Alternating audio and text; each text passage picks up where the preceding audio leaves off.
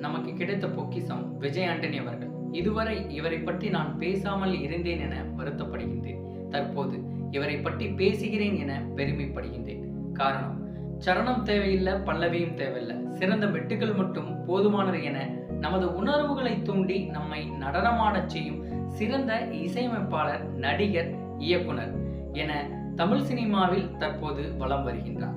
தன்னம்பிக்கை மட்டும் கையில் கொண்டு சென்னை நோக்கி பயணித்த விஜய் ஆண்டனி அவர்களுக்கு ஆரம்ப காலகட்டத்தில் ஏதும் தெரியாமல் இருந்துள்ளார். அதன் பின்பு சிறிது சிறிதாக தன்னை மெழுகேற்றி தற்போது தமிழ் சினிமாவில் தவிர்க்க முடியாத ஒரு நடிகராகவும் இசையமைப்பாளராகவும் தன்னை வடிவமைத்துக் கொண்டார்.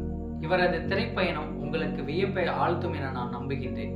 இவரை போன்று தற்போது வாய்ப்புகளை தேடிக்கொண்டிருக்கும் ஒவ்வொரு நபர்களுக்கும் இவரது கதை மிகவும் முக்கியமானது ஒன்று என நான் நம்புகின்றேன்.